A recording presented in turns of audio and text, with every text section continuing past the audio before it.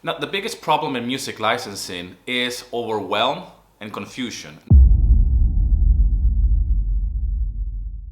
Now, let me explain very quickly. Now, let's break down the different terms about what music licensing is. We hear this term a lot, production music. We hear this term a lot, sync music or synchronization, that's what it stands for. We hear production music library or library music. We hear a lot about stock music and royalty-free music. All of these terms are music licensing. It's all the same thing, okay? Now let's talk about sync music or synchronization. What happens with this and what does it mean? The term, what it means is that the music is being synced to an image, to a video. So technically speaking, if you're selling your music on royalty-free libraries like Pond5 and somebody's using that music with a video on let's say a YouTube video, that is called sync because it's literally syncing the music to the image. So it's really simple. The problem comes when we're using different terms for the same thing. Music licensing is simply a license. A composer is selling a license to somebody to use that music somewhere else in somebody else's project. Now this project can vary from a YouTube video, a vlog like this one, to a TV show, even a film, okay? It could go beyond. It could be something, a really big production, but it's all music licensing. It's all the same thing. Production music and royalty-free libraries are doing something very specific. It's all music licensing, and I've done a video about this, by the way. You can go and check it out, explaining more in detail what's the difference between production music and royalty-free libraries, okay? Royalty-free libraries like Pond5 and Audio Jungle serve a specific customer. Let me explain it in very simple terms. If you happen to be a YouTuber or an independent filmmaker, you're gonna want to pretty much buy music from somewhere that is easy to purchase that license. This is where Pond5 and Audio Jungle and this type of libraries come into play. It's a very easy place for video makers to purchase a license of that music track so they can be used on their projects like a YouTube, it could be a presentation, it could be many things. So you have to understand that this is a very specific explanation when it comes down to what really royalty-free libraries are doing.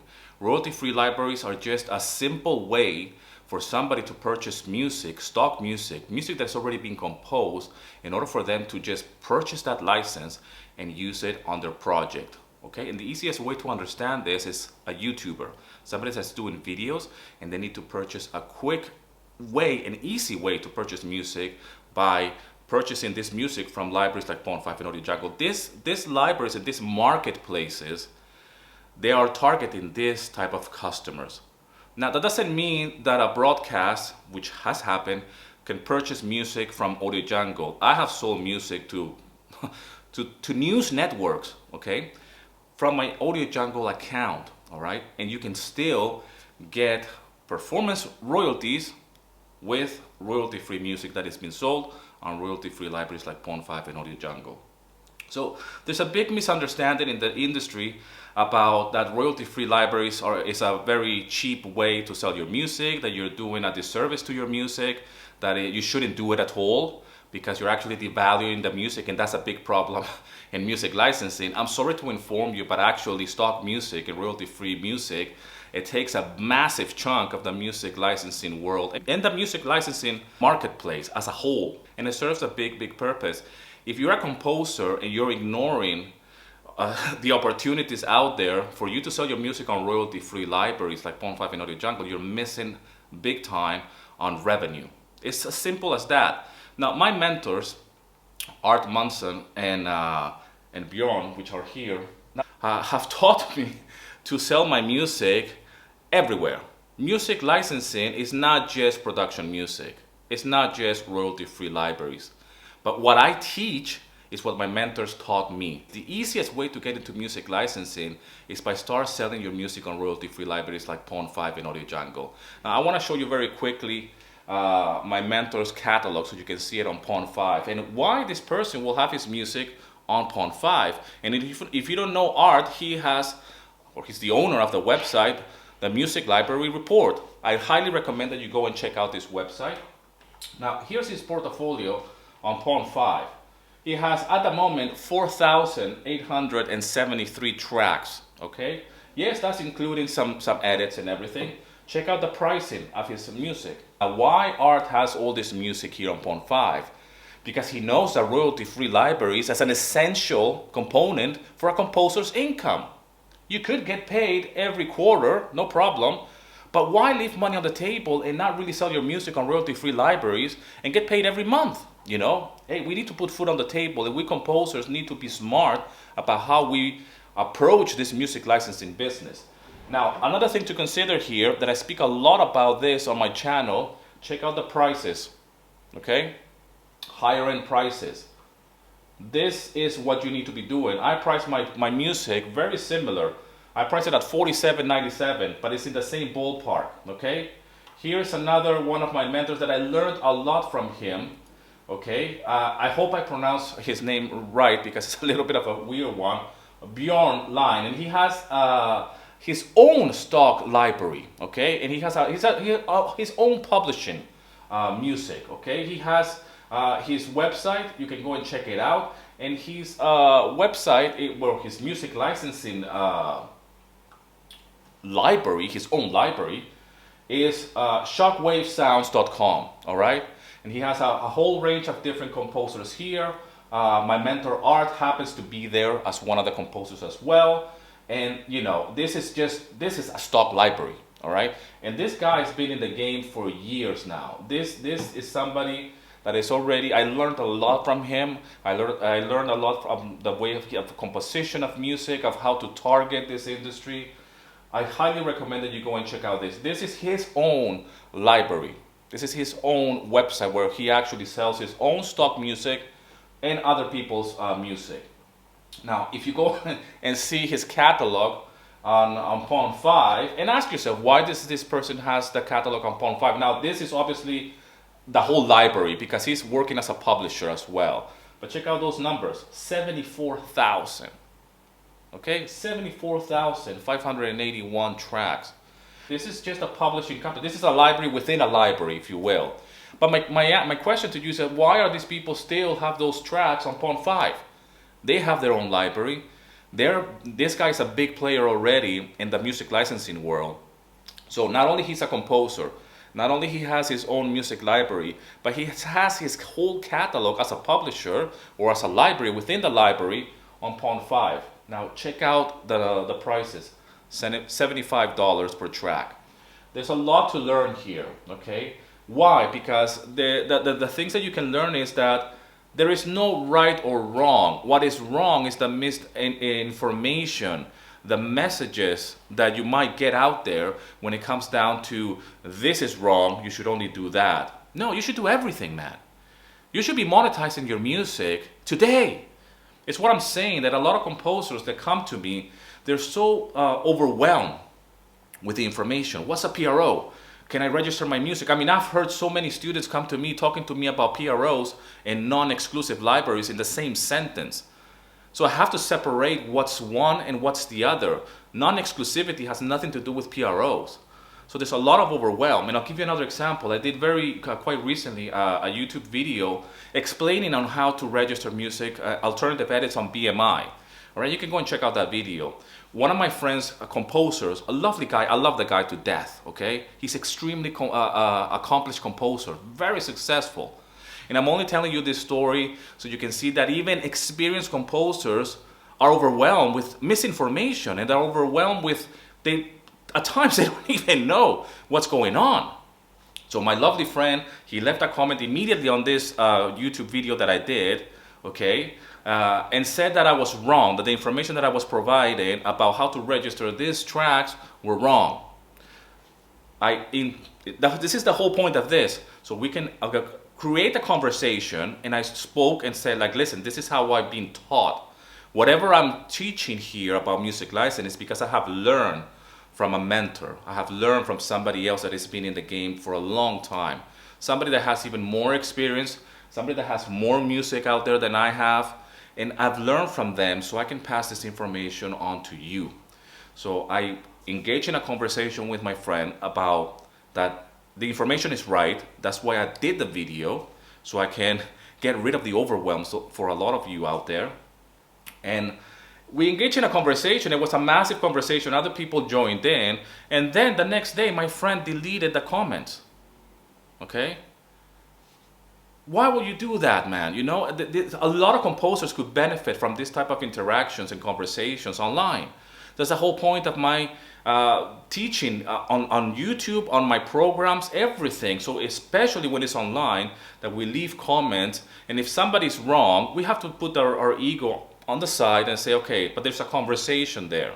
So others can read the comments and they can learn that whatever is being said in this conversation, that you're right, I'm wrong, or I'm right and you are wrong, you can get informed, okay? And other composers join in because they have to do their own research as well, unfortunately, on their own, online, and double check my information or what I'm providing, okay?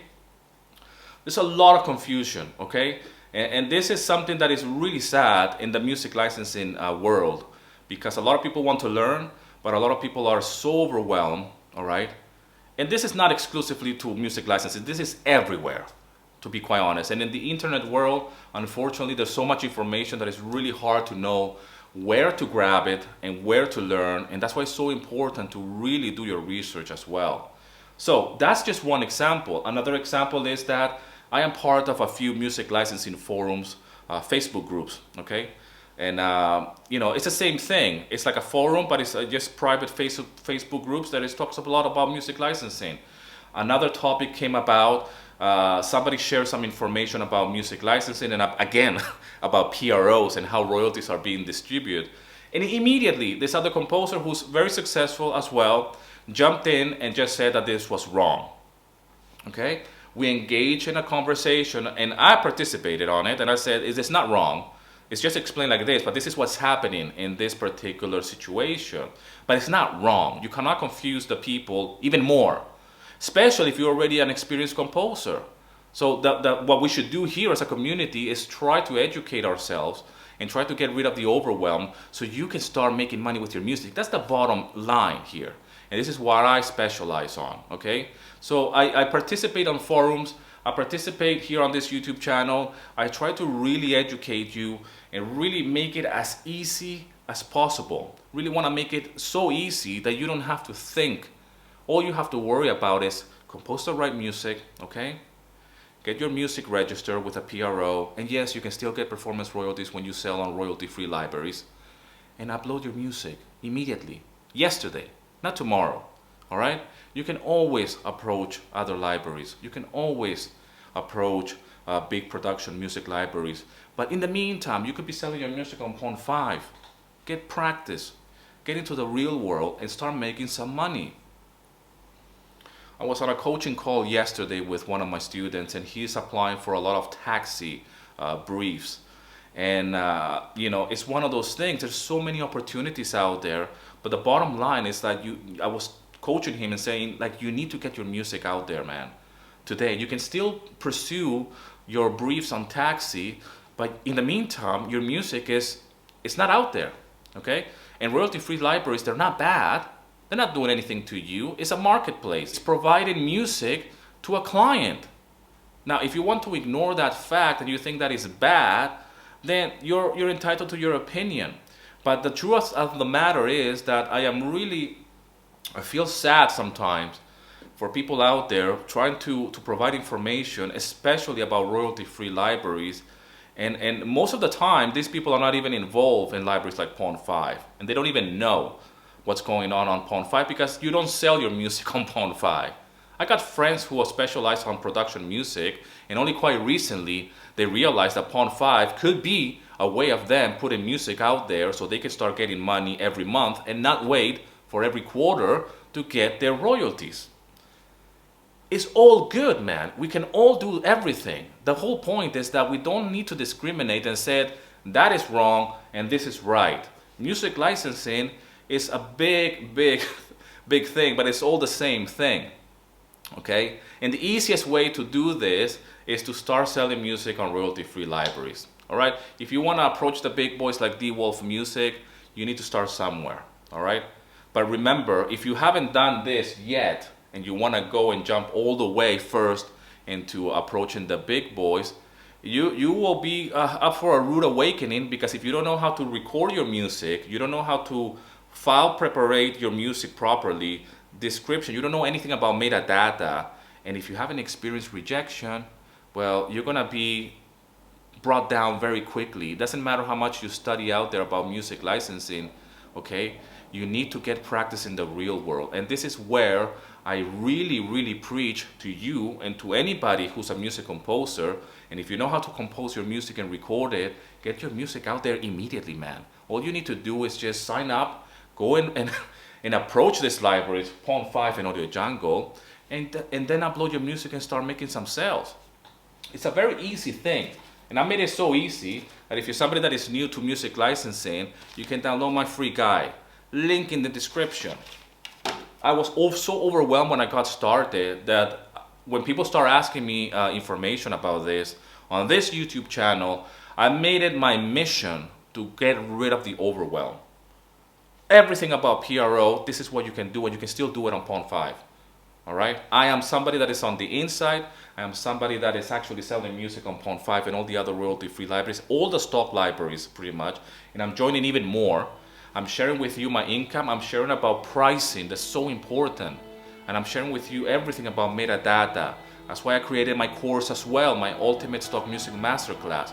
I receive almost on a daily basis emails about customers that have taken my course and they have taken action and they start making sales on Audio Jungle.